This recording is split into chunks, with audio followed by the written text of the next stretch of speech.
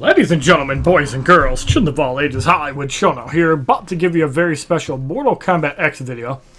In this video, I'm going to be giving you guys some new player tips and tricks for those of you guys that are deciding to pick up Mortal Kombat X again, or for those of you guys that are just starting the game, or maybe you left off your progress and you want to get back into Mortal Kombat X. So, if you guys are interested in some tips for starting off how to farm souls easily, sit back and I'm going to go over some stuff.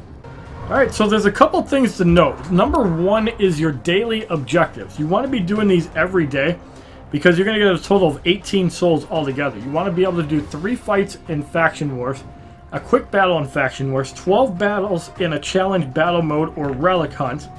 Leveling up a character card is actually really easy. Buying or fusing a support card is very easy. For example, if you buy a promotion for a character, or you get like 3% health, 3% damage, 3% energy gain. Upgrading a special attack X-ray or passive, opening up 2 alliance packs, which is actually pretty easy to do if you make sure you do that right when you wake up and before you go to bed. But you have to do this within a 24-hour period. And all daily objectives will reset at 8 p.m. Eastern Standard Time, 5 p.m. Pacific, 7 p.m. Central Time, and whatever the time zone is from that. It's not actually 22 hours 50 minutes. I wish they would actually fix the timer because it's actually 4 hours less than this. Actually, I think it's 5 hours less than this, and that screwed me up in the past. So, if you miss your logins for the evening and daytime, you can also set your day and time back. For example, if you miss the 5 a.m. to 2 p.m. login, like let's say you work midnights, and you don't work until 3 in the afternoon, you can set your timer back until, like, say 1:59 in the afternoon, and it would still count. Very good tip. And you can just do that from the date and time in your settings, and it'll register because the server thinks that it's actually that time. Because in the time zones, they'll all reset at 8 p.m. Eastern Time regardless. Now, new to the latest update, you can also watch 3 ads a day. And you can also complete offers to get souls. I've heard that this has been around. I've never used it. But you can also use this as a way to get souls. But watching 3 ads a day, go take a piss, take a shit, go make some food, go to work, watch an ad. And you get 3 souls that way. Now, one of the most important ways to actually get souls is quest mode. Personally, if you're actively playing the game, like you're working on challenges, you're grinding Faction Wars, take the time and do hour quest. Quest 35 has an hour quest. Quest 39 is an hour quest. Quest 49 is an hour quest. And Quest 47 is an hour quest. As long as you're doing high and very high quest, you're guaranteeing yourself 27 souls an hour. If you go into earlier quests, like for example, there's an hour-long quest that is of low difficulty, I believe in Tower 3, yep, right here, you will only get 3 souls. You cannot get 9 souls from completing low difficulty quests, so wherever possible, you want to be trying to do high and extreme difficulty quests. And your first one you can get is Quest 18. While you're actively playing the game doing challenges, you should be doing that at all times.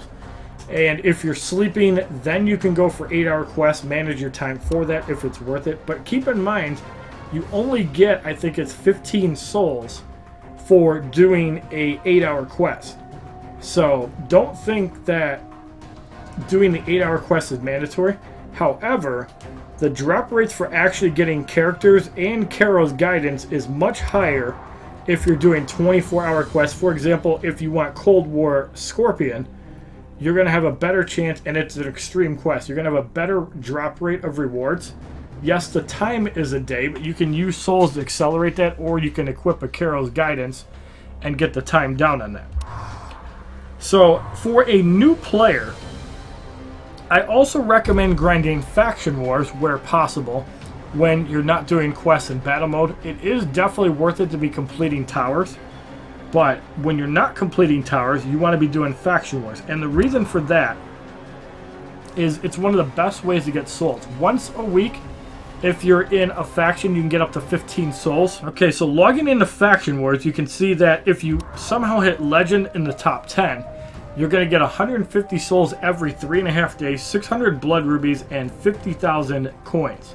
Coins are actually pretty easy to farm. You can probably get 1,500 coins with a decent team. And even at Grandmaster, which is ranks 10 through 50, you can get 125 souls, 560 blood rubies. In Master 2, you can get 100 souls, 500 blood rubies, and 40,000 coins. And that goes all the way to top 100. In Champion, you get 80 souls, 385 blood rubies, and 40,000 coins. And at 161,000, something is not right about that. That just seems weird. But I think a new season just started, so that could be why as well. Contender Elite gives you 70 souls, 315 blood rubies. And even at the very bottom, you still get 15 souls just for participating. I believe Apprentice 2 is the lowest rank you can go. So every week you're guaranteed souls just for playing Faction Wars. And as long as you push up to Contender 2, which at the end of a season is usually 300,000, give or take a little bit. Safe farm is about 300k. You can get 55 souls, 270 blood rubies, but you'll also get a special pack containing a gold character, Classic Melina that's an exclusive, or Injustice 2 Raiden. For a new player, getting these cards for free is super important, and Faction Wars is definitely where you want to be spending your time. Now, if you've already completed the challenge or cannot do said challenges and you're a brand new player, the 4th tower in battle mode only costs 1 energy, and you can get the fights done really quickly. If you go into higher fights within the battles, yes, you're going to get more coins and XP, but it's going to be 2 to 3 energy a fight, and you might not have the firepower to actually do the fights. Also, keep an eye on the Faction Season War, which ends, as you do get rewards every couple of days. And as I've said, every other season you will also get a bonus based on your standing. Faction Wars used to be once a week, but they changed it to 3.5 days just to make it a little more competitive and also to give people more rewards. And there's other game modes too. Shao Kahn's Tower will also give you souls for completing, I believe, every 5 towers.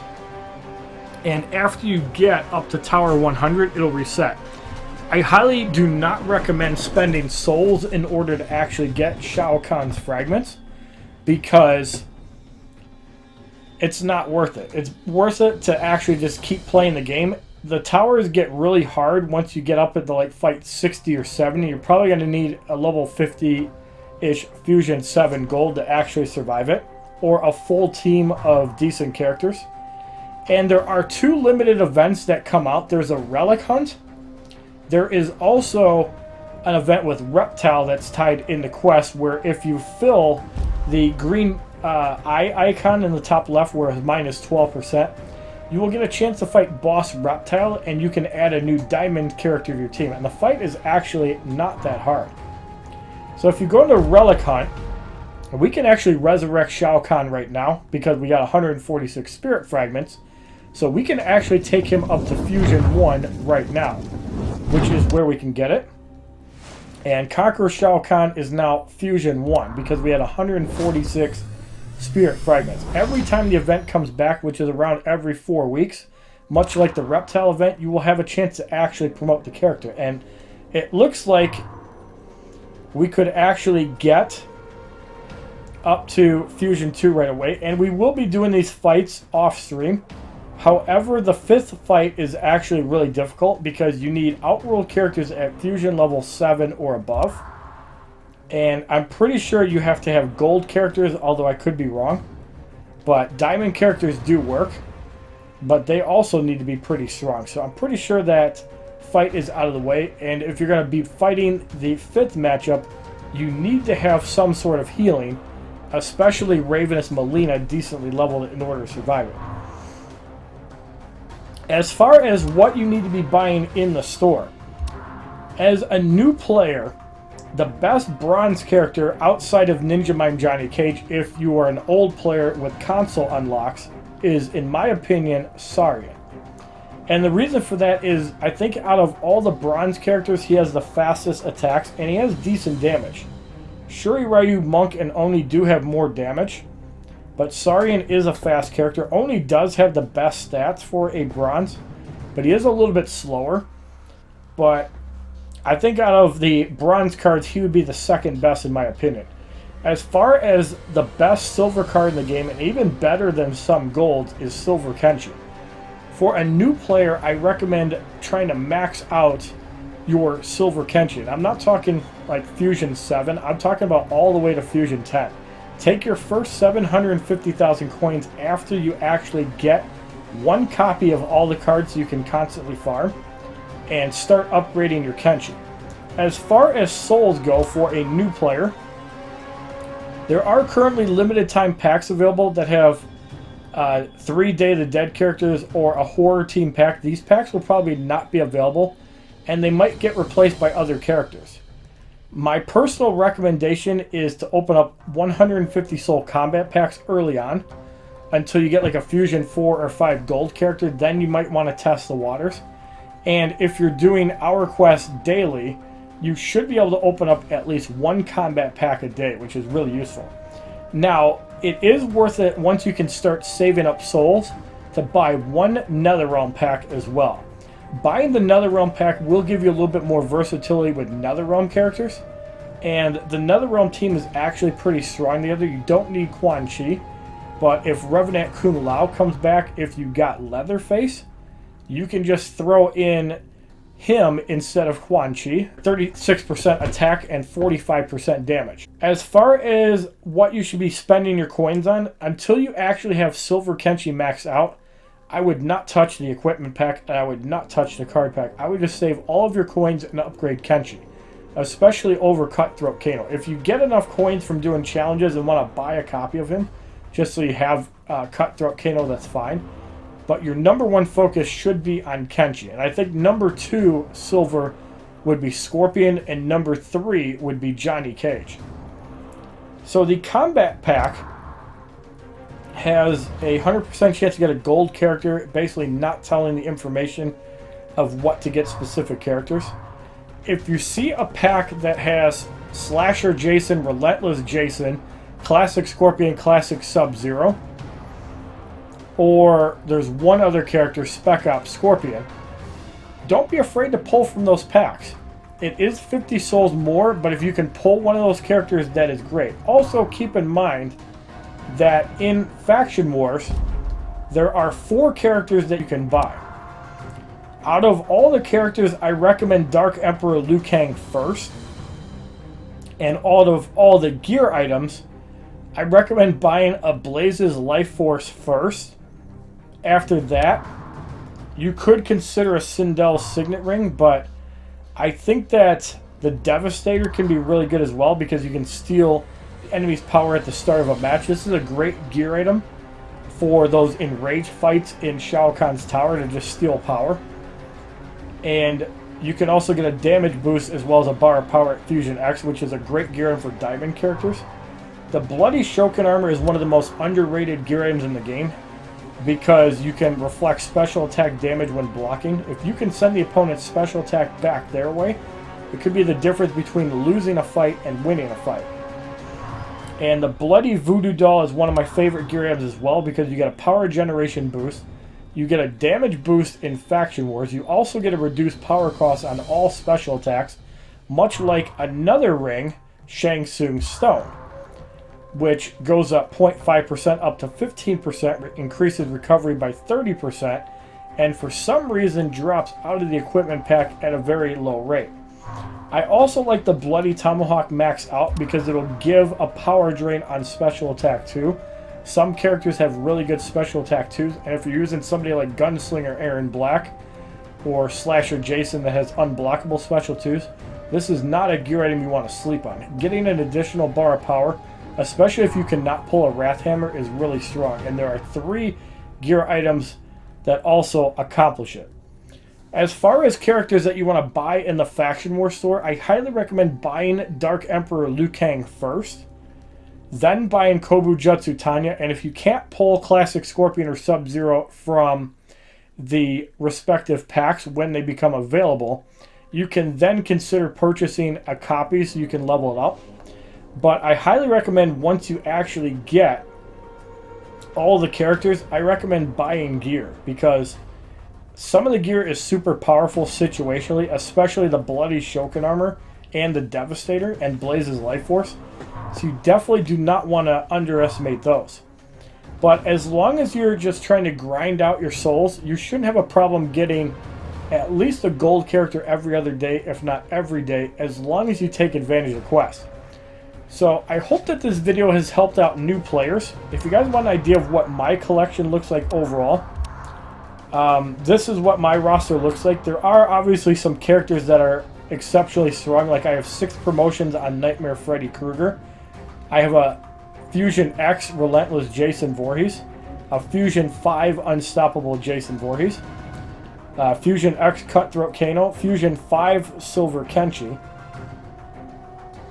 I also have a Fusion 3 Leatherface, who's a really powerful character, and if you could pull him out of the horror pack, he could carry your NetherRealm team. Thunder God Raiden also used to be purchasable if you did the challenge the first time. Otherwise, you have to open challenge booster packs to get him, and he's actually a pretty good character. We have a Fusion X Injustice Scorpion, a Fusion 8 Classic Scorpion, 6 Spec Op Scorpion, and those characters have helped me do hard battles within the campaign. Now I'm starting to develop my roster a little bit more. As you can see by my gold characters, we're going to sort by Fusion, and this will give you an idea of how strong your roster is. And I highly recommend also leveling up if you have like a strong Fusion character. Level up at least 3 silvers and 3 bronze, and that'll make hard difficulty of certain challenges a little bit easier. Especially if you have to use Kenshi to complete challenges 4 and 5 when it's not gold characters. So as you guys can see, I have 4 Fusion X characters, and I have 12 characters altogether with more than 2 promotions.